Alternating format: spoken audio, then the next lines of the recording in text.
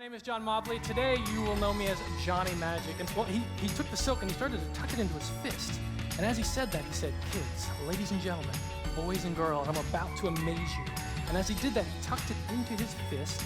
He reached into his magic box and pulled out a magic wand, or in this case, a magic marker. He tapped his hand like that, and without any other movements, he just opened his hand and he had an ink. And I was so impressed that I said, "Mom, you've got to take me to a magic store. I want to learn how to do that." Sure enough, the next week she took me there, and I said to the guy behind the counter, "I want to learn how to turn a silk into an egg." And he said, "Son, I've got just the thing for you." And he sold me this $20 bag, and I got home and I opened it up and realized it's not a real egg. When I was young, my neighbor gave me the nickname Johnny Magic. And so I adopted that as a stage name, used that my entire life. I didn't know at the time what that was doing to me as a performer.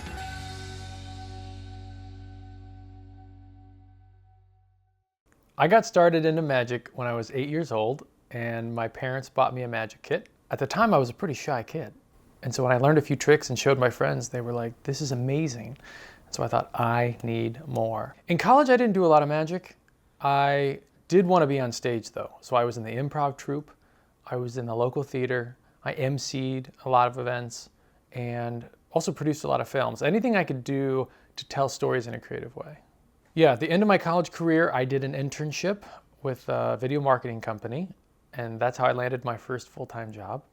After that, I did another full-time video job at another creative agency, and then they closed down, and so I was thrust into working for myself. I never made like this excited decision, I'm gonna work for myself, I'm gonna be an entrepreneur. I was kind of just thrown into it.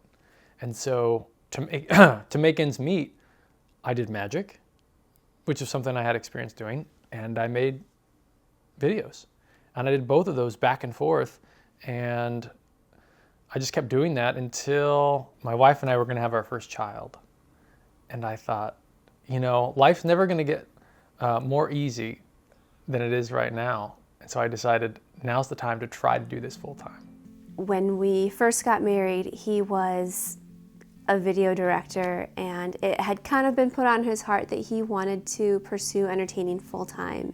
You know, if this is his dream and he really wants to go for it, then there's no better time to do it before we settle down and have kids. And so I just said, go for it. When he was performing, when I first met him, he was very much about the show. Not in terms of how great could it be, but he would change himself almost like a chameleon each time. There was one point where I said, "You are so much fun to be around. I have no idea who you are." I have grown up loving playing characters. I love that. When I do races, like half marathons, I will dress up as Mario, or I will dress up as Captain America or Superman. It's really fun for me to play a character. And now when I perform, it's just me. And it became more about what made him feel the most like himself. Did the audience like it? Great, that's a double win. So then he would be more confident in his scripting. And there was one time where he got a new magic trick and he did it the same day of a show. Like, no practice, no nothing. And his confidence in who he was to be able to pull that off, I think just grew and grew the more that he allowed himself to be himself.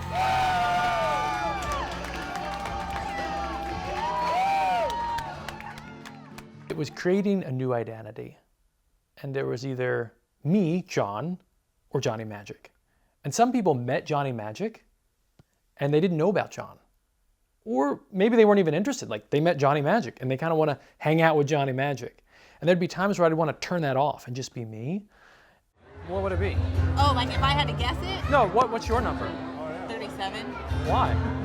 I don't know. There are a lot of options. I don't know.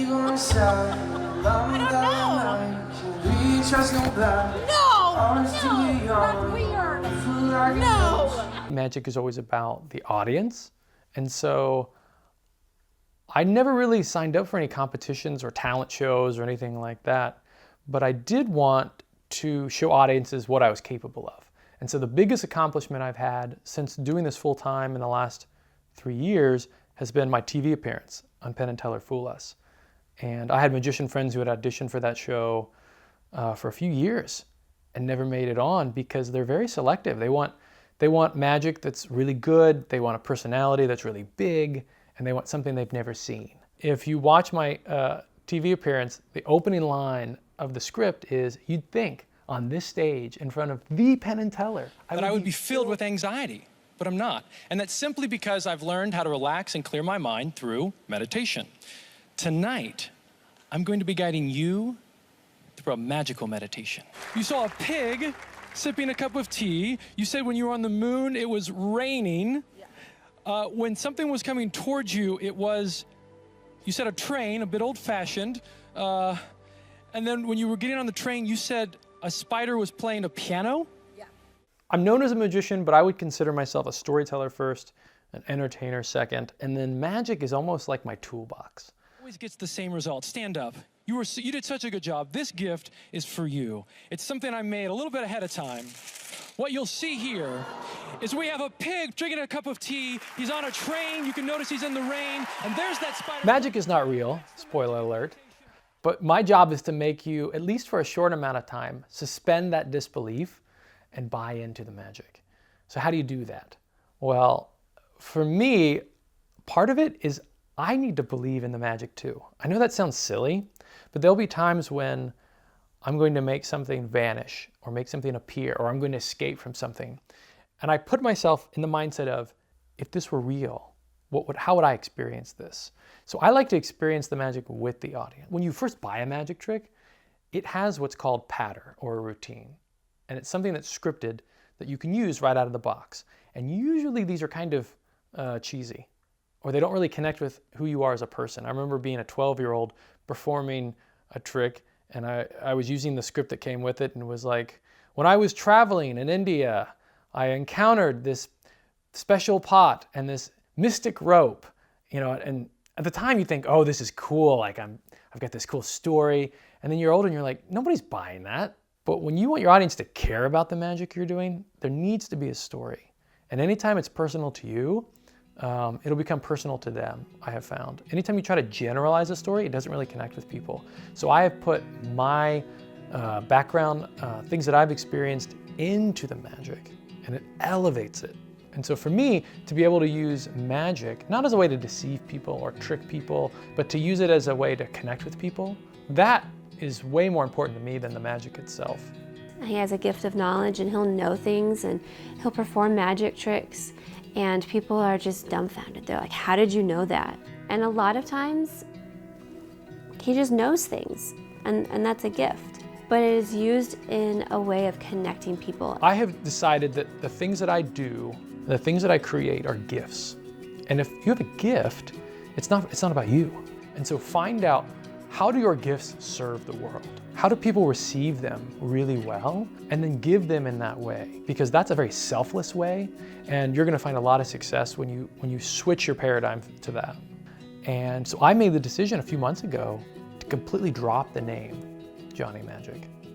Because when you've got like a stage name and a persona that kind of you've created and people kind of already know, you can kind of hide behind that. And so when I walked on stage and it was just me, I felt exposed. But I loved how free I felt. And I had a connection with the audience that I have never experienced. My name is Jon Mobley, and I am a magician.